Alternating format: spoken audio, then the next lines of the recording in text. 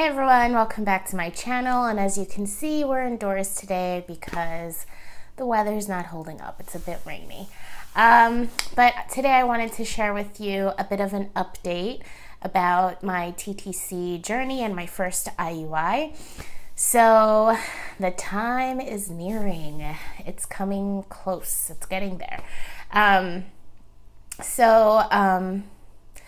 guess I can share with you that where I am so far in the process, and we'll move forward from there.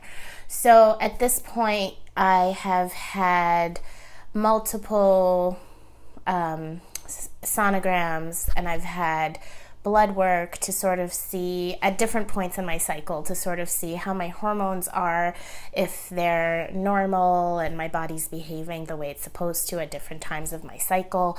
And they're also looking at my ovaries and the follicles that are there at different points in my cycle, just to see, if my body is behaving the way it's expected to. And so far it is, thank goodness. So far so good. So at this point I have selected my donor. As I've shared before in a previous video, I've purchased the sperm and had it delivered to the fertility clinic where I'll be having my first insemination. So on day one, I called my physician and scheduled an appointment to see him on day 3. Also on day 1, I called the radiologist and scheduled an appointment to have an HSG, and so that was done.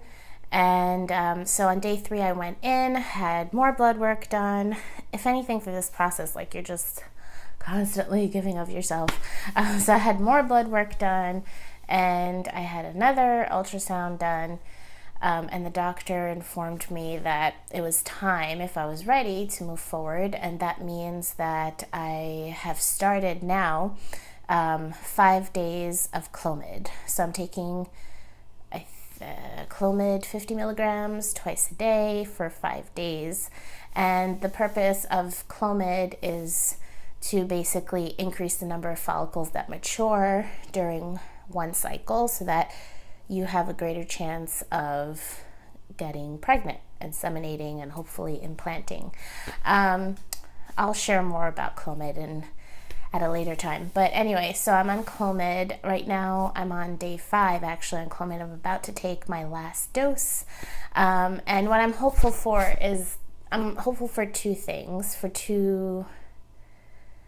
I'm hopeful for two things.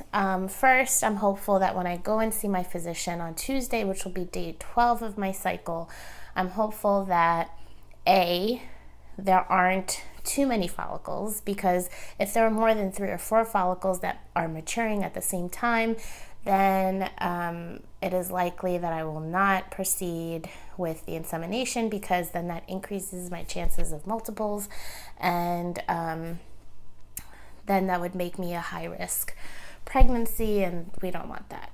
I'm, I guess, also hopeful that more than one follicle more than one egg is maturing.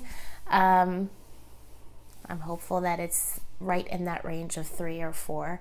And so we'll find that out on Tuesday. I'm going back in for blood work and for a sonogram. I'll know right away. I've also, on day 3, when I saw my doctor, he also gave me a prescription for a trigger shot. And a trigger shot is basically it's an injection that they give you, or you do at home, to sort of what I call release the hounds, to sort of release the follicles, and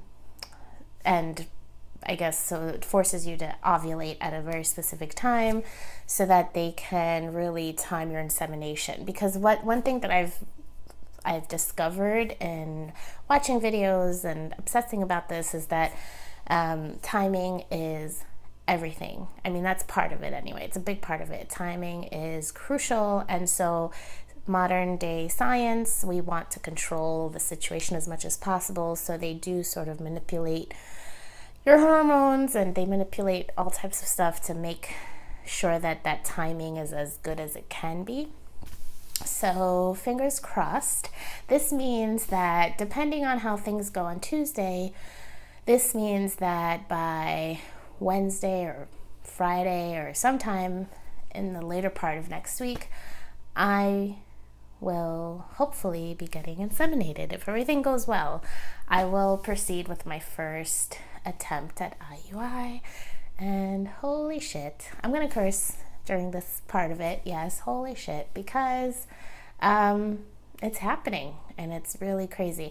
So one thing I do want to share really quickly before I say goodbye is that I've really been trying to stay relaxed during this whole process. I'm trying, because my instinct and my nature is to and I've shared this before, is to control everything. I want to control everything. And in a way, this is, I like this part of it, I guess, because I'm right there with the doctor, I'm doing my research, and when I go in and he's telling me exactly what I want to hear and all the things that I've researched, he's doing it. He's I've not really had to bring anything up. He's really on his game from what I can tell. And so anyway, I'm just trying to not to control too much of this. I'm trying to stay relaxed, and I'm trying to stay rested, trying not to stress out when it comes to work, especially. I'm just trying to maintain my cool, even when it gets really busy and crazy. I've stayed calm. I've tried to keep things into perspective. I think because that I don't want to take away from this experience. I want to enjoy this as much as possible, since this is very untraditional. This is not the typical way. Single people, don't do this.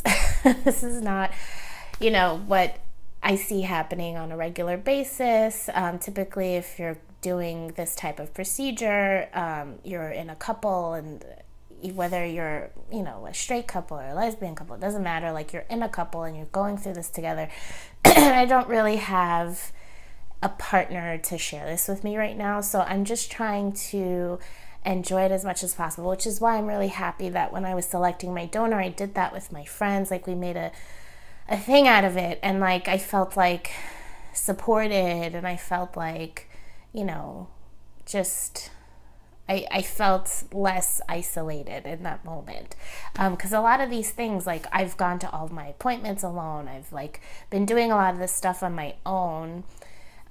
So having support in these other areas of the process is really important to me. And part of it is, of course, this audience as well, the people watching and subscribing and commenting. I really appreciate you, because going through this is very isolating, and I don't know anyone. I think I've said this before too. I don't know anyone in my regular life, in my day-to-day life, that is excuse me, going through this. So I just feel having other sources of support is really important. Staying calm, and sort of enjoying this is important, and having some fun with it is important. And it's not me making light of anything, but it's just me trying to lighten the mood and lighten myself and just enjoy this process. I don't want anything to be taken away from me because I'm choosing to go through this as a single person.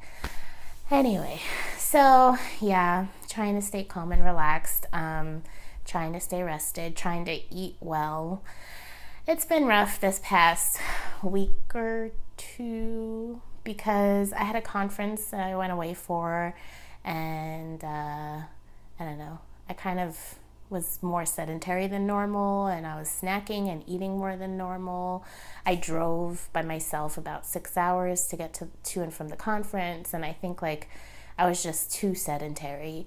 And then when I came back, I think I ate okay, but I ate out a couple of times. So anyway, but trying to stay healthy, trying to stay positive, trying to stay somewhat active. And I'm really excited. So I'll update you after insemination day, or maybe before. I'll do a small video talking about how I'm feeling. But anyway, thank you for watching. It's a pleasure, and thank you for all of you who are commenting. It really does feel very nice to have support, encouragement, positive thoughts. I do appreciate it. So anyway, see you next time. Bye.